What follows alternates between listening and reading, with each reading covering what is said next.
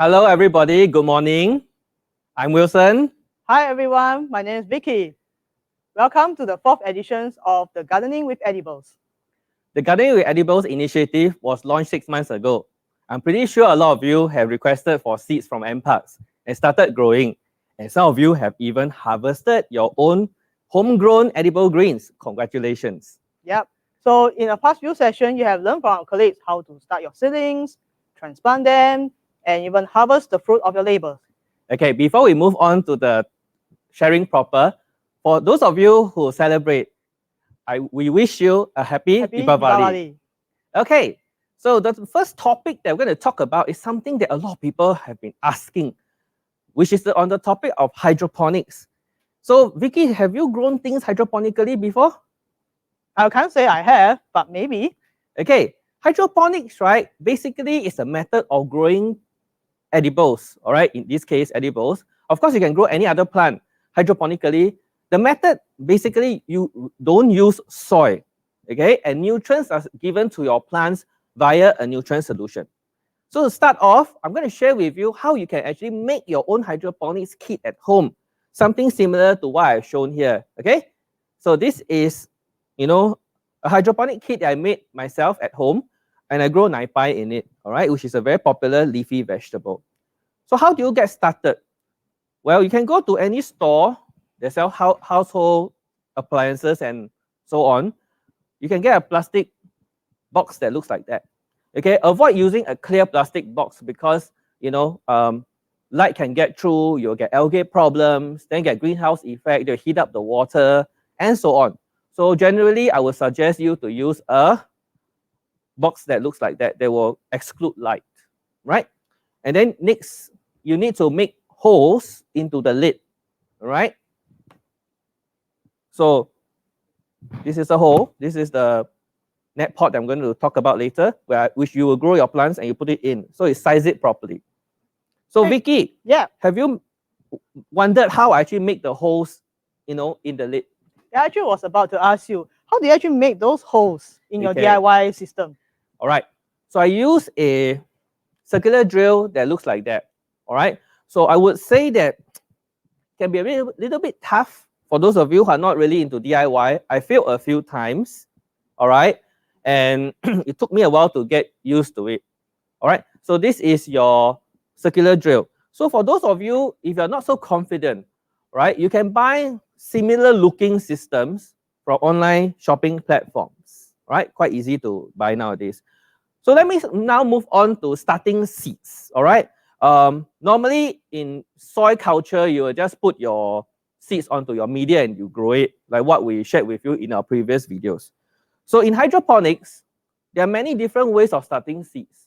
The most common is that you can get something that looks like this, which is the sponge cubes. Next, less commonly, you get your grow wool cubes. Next, even less commonly available, but available as well, is your peat plugs. So do you realize that all of them have holes on them? That's where you put your seed in. So when you use these substrates, I would call it, you will probably need to put them in a shallow tray of water to keep them moist, but don't submerge them totally, all right? Because that will be too wet. And neither do you want to let them dry out. So you need to get the moisture right so that your seeds will be able to germinate evenly, okay? So once your seedling germinates, all right, and grows in about 2 weeks' time, you get something like this, all right? The sponge holds the seedling with some roots. All right, so that's where I'm going to move into another topic. All right, so generally, most of the time, you would put your sponge cube with the roots into your system that looks like that, correct? All right, I use a recycled cup, plastic cup here so that you can see it's clear. The roots dip into the nutrient solution. There's a bit of gap there. You need to make sure there is gap. Don't submerge it totally because you need the oxygen for your roots. This is something that I will emphasize again and again. Oxygen is needed for the roots so that they survive and they can function. All right. So the issue here is this. Can you imagine that if I were to use this to plant this sponge into my system, I need to fill a lot of water right up to the top, isn't it? So it's going to be heavy. It's going to use up a lot of nutrient solution. So I came out with a system for homes, right? So that's easier for you. It's making it more affordable for you. So I use such net cups. So Vicky, you want to tell us what is so special about the net cups compared to those that you have seen used commonly in other hydroponic systems? I noticed one thing. There's a wick that's being tied at the base of the net cup. Yes. What's the for? Ah, okay. Very good question. So this wick, as we all know, is a cotton string that will draw up water or nutrient solution in this case, right? So what I will do is that I will have my plant. I can put it into the net pot. And then what I will do is I will fill the space with expanded clay to hold it in place. All right? And after which, what I can do is to just put this in. And I don't have to put so much nutrient solution there. All right? And then it gives a lot of air space above that will then provide the sufficient oxygen that the plant roots needs to grow. All right? So that your plants will grow. And one of the other things that I want to talk about here is that you realize one thing. This system is very simple. There's no pumps. There is nothing. So in such a small system, it is all right, because the oxygen content is sufficient for your plants to grow, all right? But in more sophisticated systems and systems where you have a large reservoir, you need to make sure your water moves. So people put air pumps, they put water pumps to keep the water moving. And it's also important to keep this system cool, because remember, if you expose it to the sun, excessive sunlight, or if you use a clear container, remember earlier I talked about, right? It will trap too much heat. And when the nutrient solution becomes too hot, what will happen? There will be very little dissolved oxygen for your plants. And then as a result, your roots may start to die, and a downward spiral will occur, and your plants will not do well.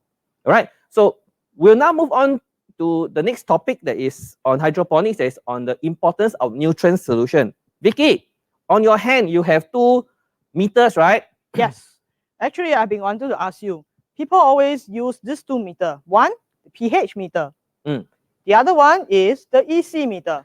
What are they for? Okay, so these 2 are very common, I would say, important equipment, tools that you need to have. You can buy from online platforms also, very cheap nowadays. All right, so the yellow one that I'm holding on is the pH meter. Like what we have shared with you in our earlier sharing sessions. pH measures the alkalinity or acidity of the nutrient solution in this case. All right, you need to achieve something between about 5.56 to about 7. All right, so slightly acidic, and that will ensure that nutrients are available, most available to your plants. Okay, so this is quite straightforward. We'll talk about it many times. Next, this is the EC meter for short. EC stands for electrical conductivity. All right, so I may explain a little bit more, so bear with me. Electrical conductivity refers to the amount of ions that's inside your nutrient solution. Okay, the nutrients that's available to your plants are dissolved, and they are in the ionic form. And in the ionic form, they're able to conduct electricity. So as a result, you use this to measure the amount of current that's able to be conducted. And the more ions you have, the higher the value.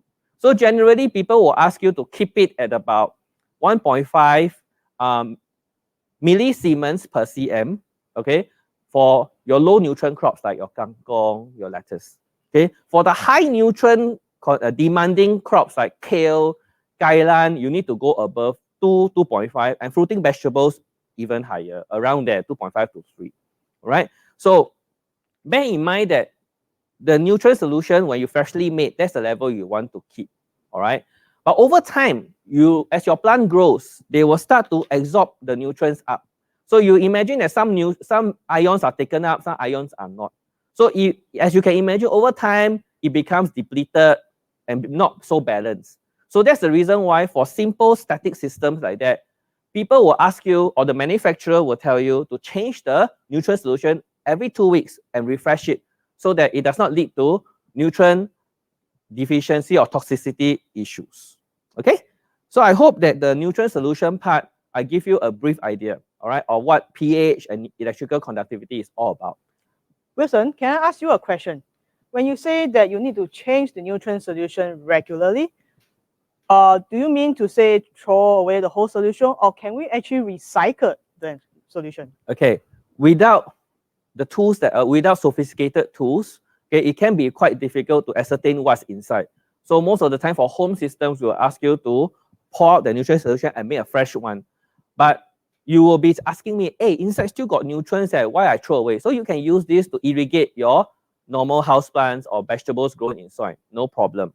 All right, so you can actually do that. I hope I answered your question. Yep. So this DIY system that I showed in front of you is, affordable to make, all right? But it may not be the most pretty thing. Some of us are quite, concerned about how it looks with the rest of the decor at home.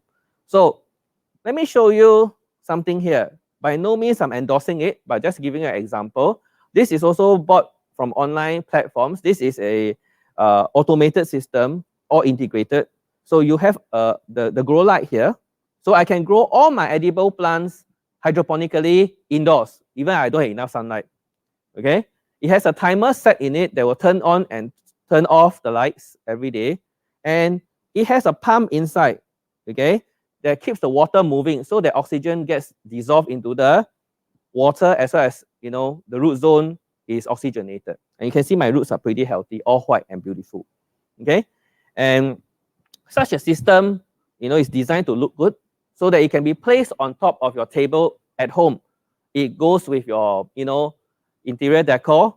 And not to mention, if you put this on your dinner table, it's quite nice, right? You can harvest your vegetables or your herbs and straight away add it to your dishes. Okay? So this is something that may cost a little bit more, so may need a wee bit more investment. All right, but it looks good. And of course, moving on to this system next to me, multi-tiered system. Okay? For those of you who are more hardcore, want to grow a lot of vegetables at home. All right? And you need to invest a little bit more because the larger the system, the more sophisticated system, they will cost a little bit more. Okay? It's equipped with grow lights. All right, so this will allow you to grow your edibles indoors as well, even though you don't have enough sunlight.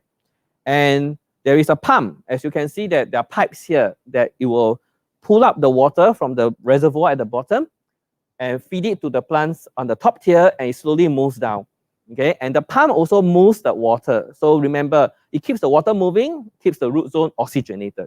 All right, so you notice one thing I keep talking about, the root zone. Okay, you need to make sure that your plants have healthy roots so that they can absorb nutrients, hold up the plant properly, and therefore you get good plants on the top. You need to make sure that it's not too hot. You must make sure it's oxygenated. You must make sure that the nutrients are sufficient and not, unbalanced. So these are the essentials for hydroponics. All right, and you need to make sure that you know such basics so that you can grow your edible plants well using hydroponics. Vicky, you got any questions for me regarding hydroponics? Yes, I have a burning question, which I'm sure our viewers have too. You've introduced so many hydroponic systems. All right. What is better? Which is better? Growing the edibles in the hydroponic system or growing them in a conventional way in soil is better? Okay.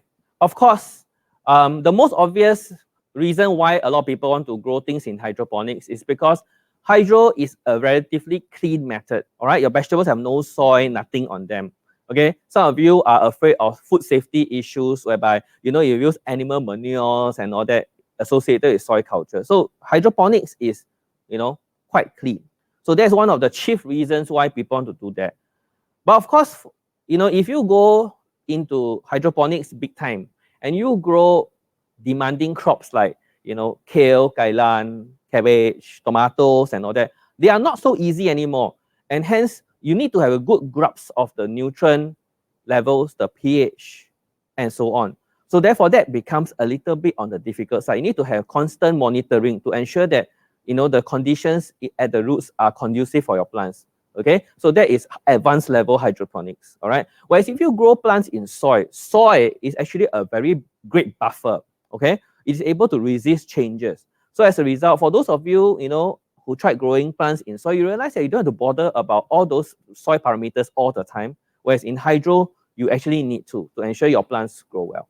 Okay, so Vicky, I hope I answered your question, the burning question that you have that viewers also shared with you. Perfect. All right. So let's move on to the next topic that Vicky will cover. So Vicky, tell us more what you are going to share with us today.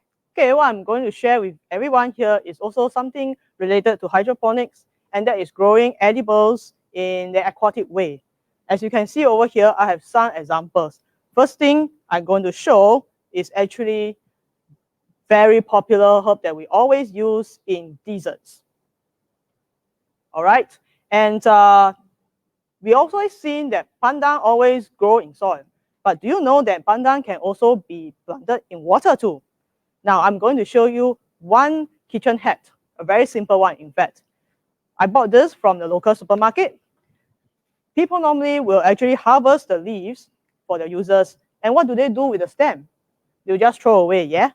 But what if I tell you that you can actually dip this in water and you can actually grow them pretty fast?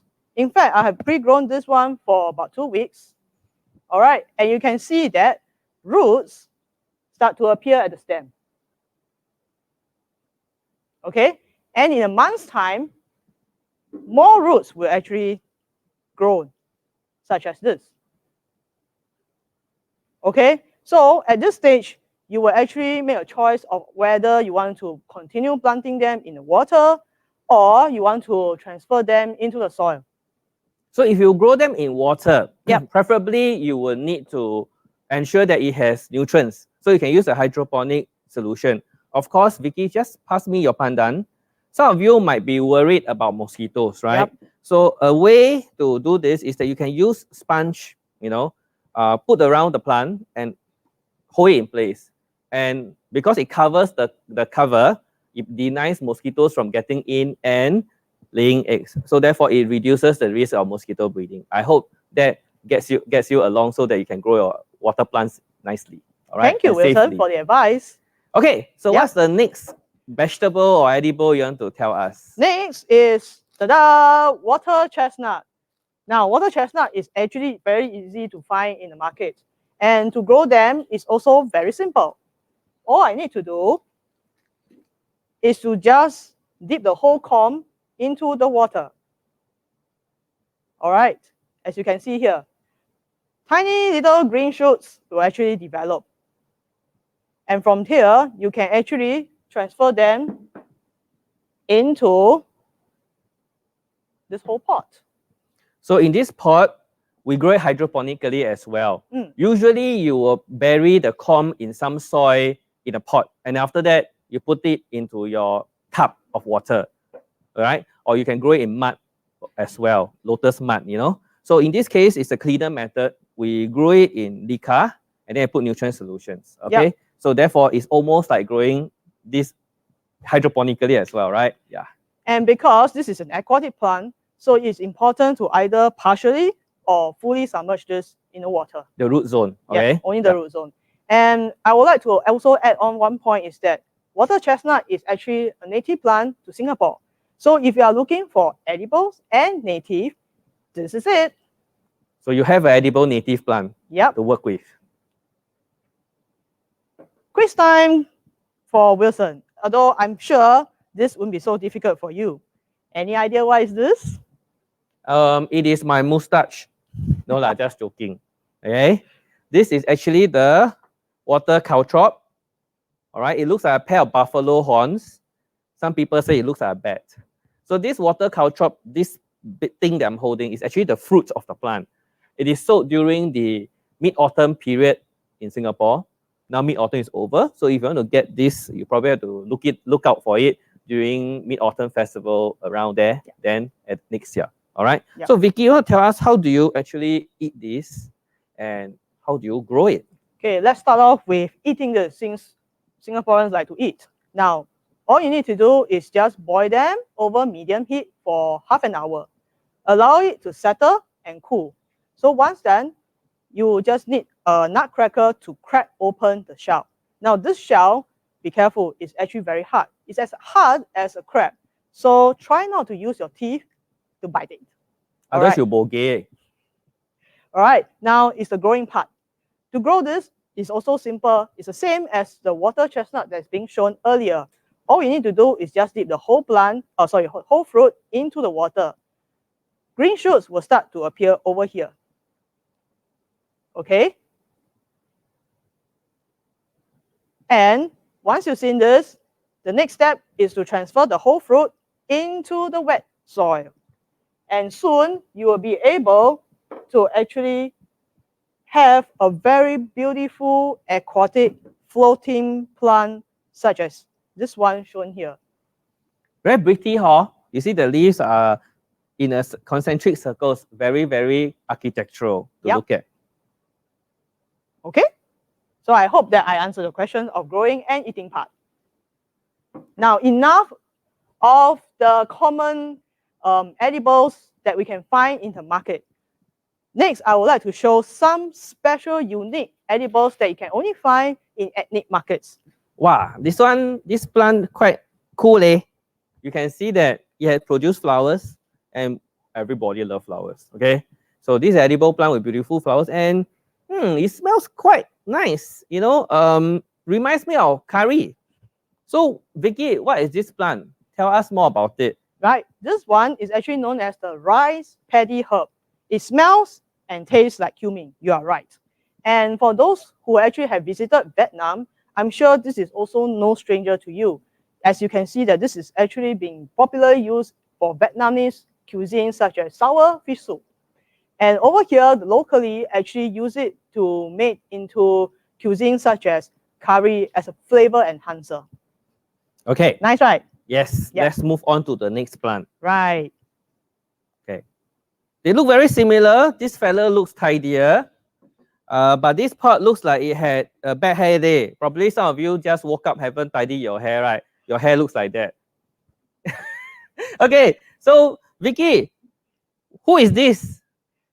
This Mr. or Miss Bad Hair Day is actually known as water celery plant, and it's actually been popularly used in Thai cuisines such as stir fries or soup.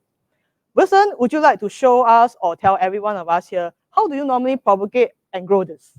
Okay, so this plant anyway, if you come across it, locals, it goes by a Malay name called daun selom, S-E-L-O-M. All right, so just now we talked about the rice paddy field herb and the water celery. You can notice, you notice they grow like stems. So when you initially buy it from the market, they will probably be cut and left there for a couple of days. They're all soft and wilted.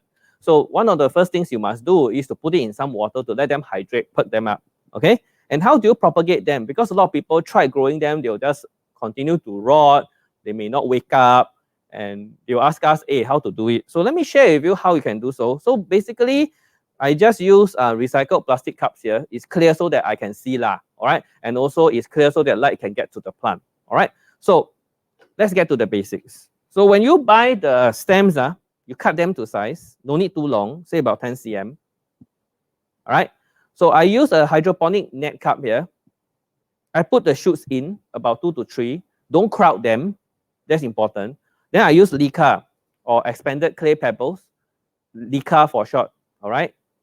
The larger size one, maybe 4 to 8 nm in size, all right? So the large spaces between the leca balls will help to ensure that there's enough oxygen and there is enough water getting in there so that they don't rot, okay? And hold them up nicely. So I use another smaller cup that fits this one in, so I put it in like that. And there's water in it, of course. So to allow it to root and not let it wilt, right? So I need to use another clear cup, all right? In this case, a lot of you drink bubble tea, right? So you can actually use the same kind of cup. What is important is that you need to cut holes on the top, right? First is to let hot air come out so that it doesn't heat up like a greenhouse, all right? And it keeps the moisture in so that your cuttings don't wilt, right? So this is what I'll do. Then I put it in a bright place. So slowly you will see that the roots will be produced, meaning the plants have started to root. And then if they started to grow, means they've rooted. But because they are so happy inside this cozy environment, if you straight open it up, the plant cannot take it. So what you need to do is to slowly open it. Maybe what you can do is like that. All right. Let it get used to the outside environment. And once, you know, maybe about 2 weeks, do it one day, take it away and see how the plant responds. If the plant does not wilt anymore, means yes, you got it. The plant has acclimatized to the outside environment, and you can move it to its final growing position. Okay, so I hope this method, gets you growing some of these, interesting aquatic edibles.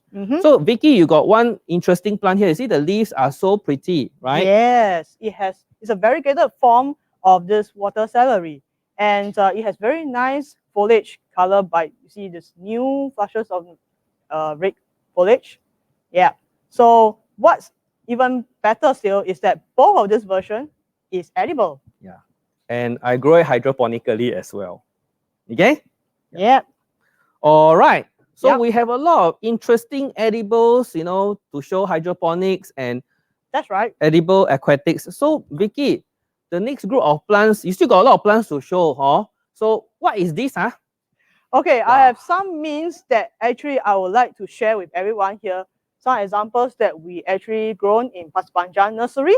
And these are actually quite easy to grow. And what's more, they smell very good too. First, to start off is the grapefruit mint. Some fruity mints to mention first. This one, why is it called grapefruit? Because it smells citrusy. Okay? Then next off, we have the strawberry mint. Why is it called strawberry? Wilson maybe would like to verify that it does smell strawberry. Smells pretty good. Now, I'm molesting all the mints. Okay. And then the next one that we would like to show is actually this known as the chocolate mint. Now, it's called chocolate, not because it has a chocolate color or something like that. Well, it's actually because it actually resembles the after eight chocolate. Mint slices. Okay, so those of you who eat chocolate mint, okay, this tastes and smells like it. Right. It's one of our most popular mints that people like to grow. And the other popular mint that I would like to show everyone here is this what I call the apple mint. Now, apple mint is actually quite popular among the children. Why? Because all you have to do is just harvest a few leaves and carry out a tea infusion, and it tastes refreshing. All right. And you can even harvest the leaves and mix it with a vanilla ice cream to have your apple flavored vanilla ice cream. Isn't that cool? Smells a bit like green apples, okay? Just to let our viewers experience it a little bit. Now, the last one is a mint, but it's a bit out, all right? This one smells like... Okay, smells great, all right? It's not fruity. Just now we showcased to you a range of fruity mints because you can use it in your beverages and your food. But this one, smells like perfume. So I don't think you want to use this in your food. Otherwise, it feels like you're drinking perfume. Yes. So this is what we call the eau de cologne mint. All right. So it is something that you can use it in your bath, hot bath. You put this in, or you smell great. And also, for me, I would dry the leaves and make it into potpourri. Yes. Yeah. So you can actually use mints in many different ways. And today, why we showcase to you mints is that it's one of the most popular herb around, and they smell good. And there's just so many of them. They're easy to propagate using stem cuttings. And for those of you who want to learn how to grow and propagate mints, refer to one of my past videos. I'm a self-coyote here, okay, that I shared on how to grow basil and mint. All right. Over there, I shared with you how to grow and propagate. So look it up for more details. Right. All right. So we will now move on. Before we actually move on, well, actually, I'm so eager to answer questions. You see, I keep wanting to go into it. So let us answer two commonly asked questions. All right. So let me just get my laptop. All right. So I look very professional. Okay. But anyway, so the first question that we often get here is that, can I grow different plants in the same hydroponic system? Okay, this is actually a very good question because sometimes people like to grow a lot of different things in the same system. So my main advice to everyone here is that you try to grow the same kind of, the plants that have the same nutrient requirements together. So for example, I shared with you earlier, lettuce, kangkong, they don't need so much nutrients. An EC of about 1.5 is okay. Then kale and cabbage and so on, and kailan needs a lot more nutrients. So you don't try to put those high and low nutrient vegetables together. What will happen is this: the high nutrient vegetable, if you grow them in a low nutrient environment, they will not grow well. They'll have nutrient deficiencies and so on. Okay, if you grow your lettuce, for example, in high nutrient environment, then you will experience fertilizer burn and other associated physiological disorders. So you're getting a lot of problems for no reason. All right. So you try to grow plants with the same growth requirements together. All right. So I hope that answers your question. So let's move on to the next question, Vicky. Right. Can I grow all my different means in one long trough? Now, it's actually very tempting to grow all different kinds of means in a trough because it looks fantastic. But do remember that different means have different growth rates. So some will grow faster than the rest. So eventually, the faster growing ones will eventually take over the slower growing ones. In the end, you will actually lose those slow growing means. And what's more, in maintenance wise, it's also very difficult. You will have the trouble looking for all those means in the end. And the runners will run into one another, you know, the long horizontal stems, and it get a big mess. Yep. So we would recommend you to grow them in separate pots so that it's easier to manage them. Yep. All right. Okay. So now we are going to move into the live Q&A section.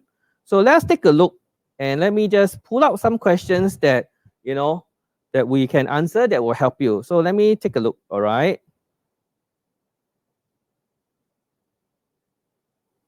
Okay, so there's a lot of questions here. So let me just give me little bit of time so that I can pull it out. All right. Wow, so many questions, so many questions.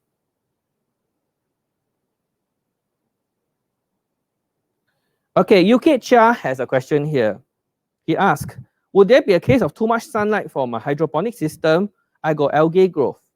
All right, this is a very common question. All right, so very common issue. So basically, you need sunlight for your plants to grow, right? So if you don't give enough sunshine for your edible plants, then they'll show sluggish growth or, you know, lack of growth. Then you'll be wondering why you grow this vegetable. You know, it's not going to be able to be harvested and to be eaten. So the key to this is that, like I shared earlier, your hydroponic system, okay, the portion that holds the nutrient solution, make sure it is, you know, sealed totally, in the sense that light does not get through. So you need to look into the spaces between your pots, the color of your pots, and so on. All right. So people would try to use darker colors so that it excludes light. But yet at the same time, bear in mind that dark colors, if you put it near the sun, it's going to, you know, absorb a lot of heat. So if you want to keep your nutrient solution on the cooler side, you know, that's the reason why a lot of people bring hydroponics indoors, because it's cool indoors. You put artificial lights, okay? The root zone will not heat up, and if you seal your hydroponic system properly, you will not be likely to get too much algae growth. I hope I answered that question. Vicky? Okay, next one is from Mr. Wilson Wang. All right, he actually asked, does mint plant need strong sunlight? Now, all the mints that we grow here in Paspanjan is actually under protected filtered sunlight. So they require at least 4 hours of direct sun exposure with protected structures. So if you want to plant it at home, it would be nice to actually place the pots or the mints along your windowsill if you have. Enjoy the morning sun. That would be better. Okay, let's move on to the next question. Yeah, I answered. Yeah. Let's move on to the next question. Amol Naba has this question for us. What nutrient solution should be used for hydroponics, and where can we buy them? Okay, it is important for you to buy fertilizers. First, it must be water soluble. So it can be in the solid form, that is in the salt form, or in the liquid form.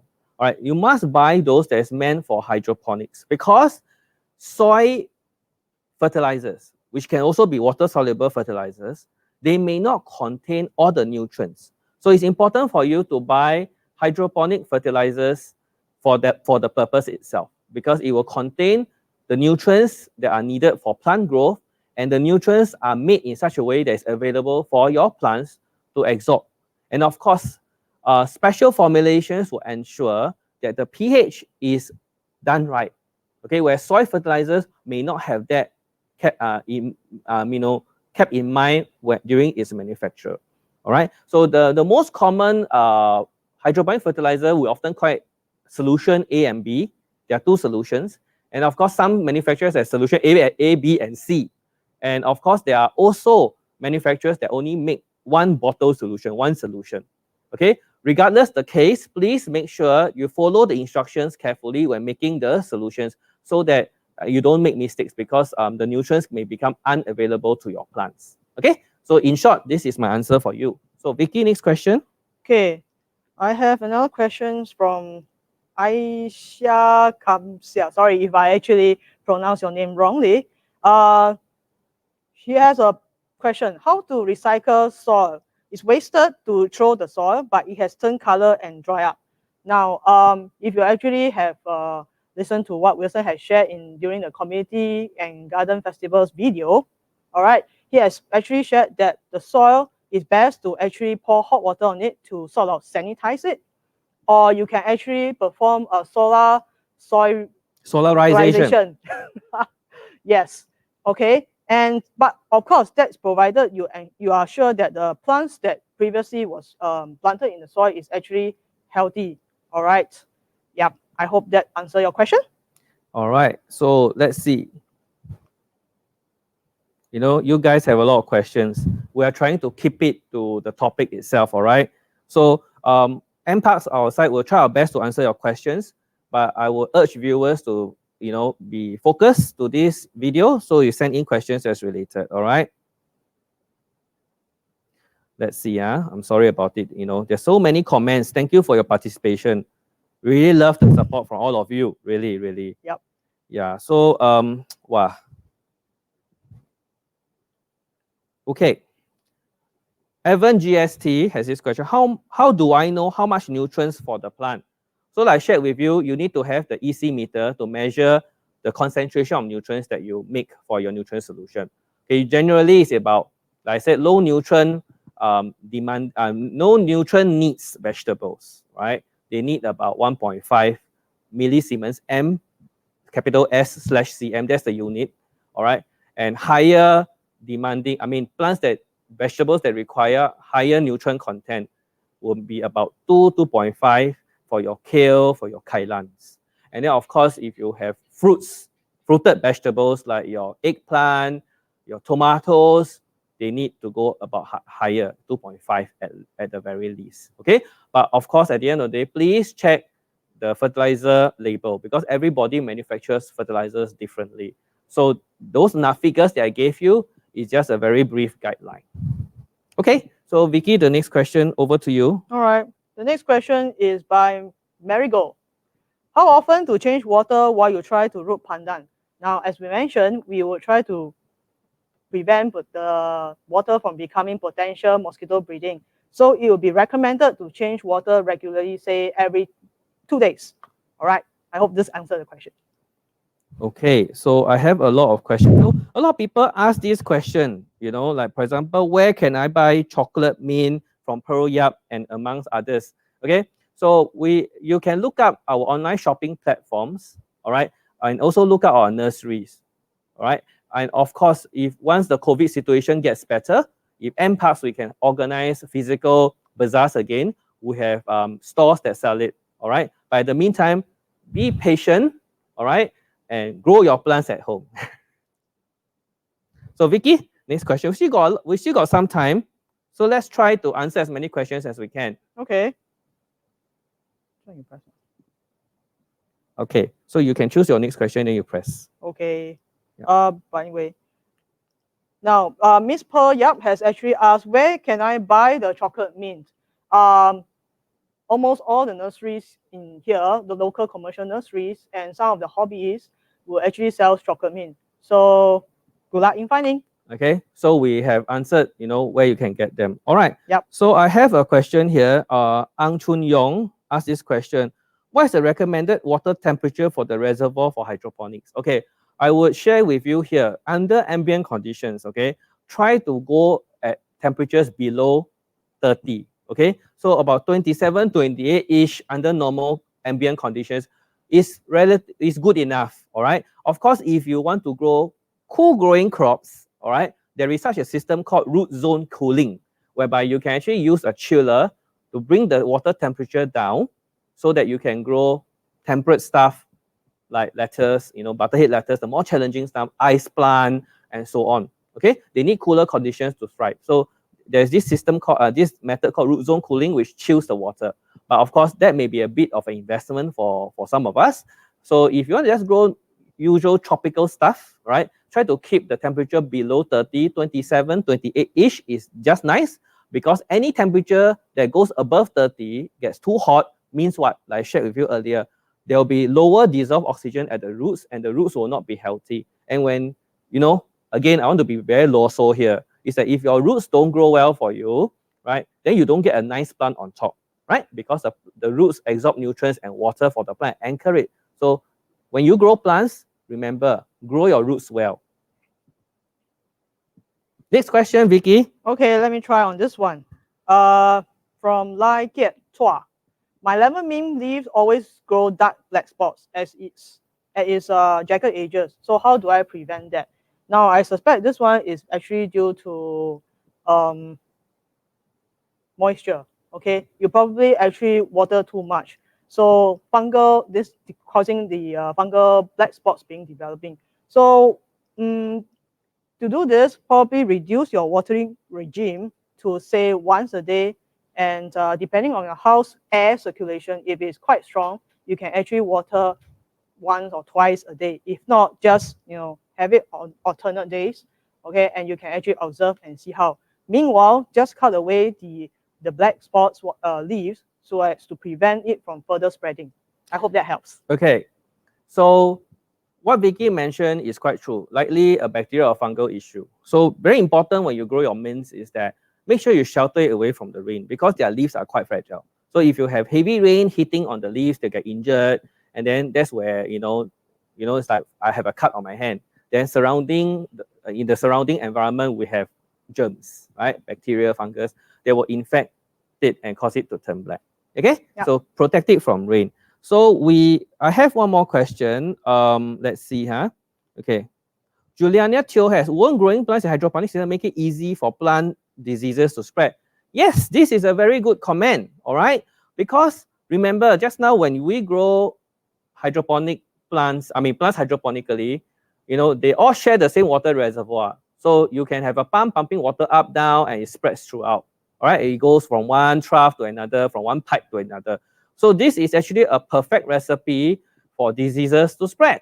So when you grow a hydroponic plants, make sure that you check out, especially the root-borne diseases, bacteria, soil mealybugs, and all root mealybugs, right? They do affect your plants below the roots, above ground. So this is a way for your diseases and pests to spread. So make sure you check it out. So that's the reason why when people grow hydroponic plants, do you realize one thing, that even in the commercial farms, people tend to try to grow leafy vegetables? Have you noticed it? Yeah. Yeah. First is space efficient. You can grow lots of things. But on the other hand is that because they have a very short crop cycle, right? Crop cycle means what? From seed to harvest is very short. So usually about 4 to 5 weeks, depending on the greens that you're growing. But you imagine that once it's kept short, before the pest could get on and create trouble, it's harvested and it's gone. And you clean the system and start all over again. So that's the way for you to keep pest and disease levels low. So we're drawing to the end of our session. Probably we'll answer the next 1 or 2 questions. More questions? Yeah. All right. So Vicky, you tackle the next question. Okay, I try this one. Mr. Lo Wen Ki actually asked, I have tried to put pandan into water, but it didn't root and die after a few days. Why? Now, probably I would like to show is that when you actually buy the pandan from supermarket, it is important to ensure that you actually has the stem here. All right. Sometimes when you actually observe, market is actually cut quite deep inside. So that's why when you root, it doesn't, it's not very successful. So it's best to actually have the roots here, or the stem, sorry. And in no time, you will get the roots that you wanted. Good luck. All right. The last question I think I'll tackle before we end the session is from Jing Teo. Can I report hydroponic plants to soil? Okay, this is something that I will recommend you not to do. Okay, because as you can understand, the hydroponic plant produces roots First, you have air roots and water roots. They are not adapted to growing in soil. So if you try taking a hydroponic plant and put it into the soil, the roots can't adapt. So very often, the next thing that will happen is that the roots will start to die, they'll start rotting, and then the whole spiral of troubles will occur. So it's better for you to grow in the hydroponic system is a hydroponic plant. Okay, so we have come to the end of our gardening with edibles session, Facebook Live session. Just to share with you that the Gardening with Edibles Facebook Live session is brought to you jointly by NParks and our founding partners, the Tote Board and the DBS Bank, through the Garden City Fund. I hope that the sharing today is useful to you. And fruitful. I hope you learned something today. Thank you for spending time with us on this beautiful Sunday. Yep, thank you. Thank you for watching. Bye.